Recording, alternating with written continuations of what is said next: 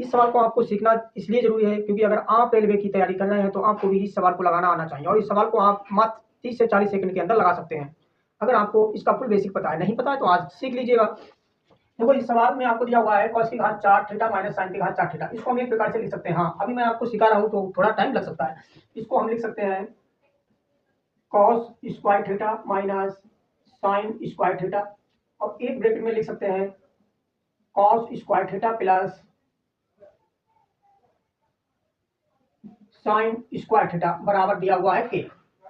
अब हमें पता है cos square theta plus sin square theta बराबर 1 होता है। अगर मैं इसकी जगह 1 रखता हूं तो 1 से अगर मैं इस ब्रैकेट में गुणा करता हूं तो हमको जो प्राप्त होगा वो cos square theta minus sin square theta बराबर हमको k प्राप्त हो जाएगा। अब एक सूत्र होता है, उस सूत्र को भी आपको पता होना चाहिए। बस मैं आपको बेसिक के साथ सिखा रहे हैं, इसीलिए टाइम लग रहा है। वैसे तो 30 से 40 सेकंड का आपका सवाल है। एक सूत्र होता है sin square theta plus cos square theta बराबर 1। इसको हम लिख सकते हैं cos स्क्वायर थीटा बराबर 1, एक उधर जाएगा तो क्या हो जाएगा 1 माइनस साइन स्क्वायर थीटा। यहाँ पर आपको दिया हुआ है cos स्क्वायर थीटा, इसकी जगह हम लिख सकते हैं 1 minus sine square theta, 1 minus sine square theta और यहाँ पर आपको पहले ही साइन स्क्वायर माइनस का दिया हुआ है बराबर के। अब यहाँ पर हमको जो प्राप्त होगा 1 और माइनस माइनस क्या होगा जुड़ जाएगा मगर निशान माइनस का रहेगा तो 2 साइन स्क्वायर थीटा बराबर के प्राप्त हो जाएगा। अब यहाँ पर जो आपको मान दिया हुआ है, क्या दिया हुआ है 1 माइनस के, तो इसकी जगह हम क्या मान रखेंगे, तो 1 तो आपको सवाल में दिया हुआ है, अब माइनस आपको दिया हुआ है के बराबर 1 माइनस 2 साइन स्क्वायर थीटा और बटे में, क्योंकि यहाँ पर क्या है बटा लगा हुआ है, नीचे हमें क्या 1 प्लस के का मान रखना है। तो अब हम इसको एक प्रकार से और लिख सकते हैं, क्या लिख सकते हैं, यहाँ पर cos स्क्वायर थीटा दिया हुआ है, अब 1 माइनस साइन के थीटा पर क्या लिखा है 1। अब अगर मैं साइन स्क्वायर थीटा को उस पार ले जाए बराबर के, तो अगर बराबर के उधर ले जाते हैं तो माइनस का साइन स्क्वायर थीटा बराबर, क्योंकि बराबर के उधर ले गए, अब जो माइनस है वो हम इस पार लाएंगे तो हमको जो प्राप्त हो जाएगा वो cos स्क्वायर थीटा माइनस 1। हम कह सकते हैं जहां पर माइनस साइन स्क्वायर थीटा दिया हुआ है वहां पर हम लिख सकते हैं cos स्क्वायर थीटा माइनस 1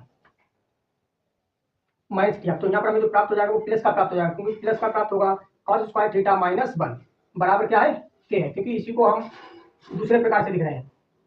अब ये जो प्राप्त होगा वो 2 cos स्क्वायर थीटा माइनस 1 बराबर के। अब यहाँ पर हम मान रख देंगे इसके बटे में, क्या रखेंगे, तो माइनस एक तो हमें पहले दिया हुआ है, अब हम जो मान रखेंगे वो plus 2 cos square theta minus 1। अब जिसे क्या इससे माइनस से अगर हम गुणा करते हैं तो हमें जो ये प्राप्त हो जाएगा वो माइनस का, क्योंकि माइनस माइनस का माइनस प्लस का माइनस और माइनस से इसमें गुणा करेंगे तो यहाँ पर हमको प्लस का प्राप्त हो जाएगा।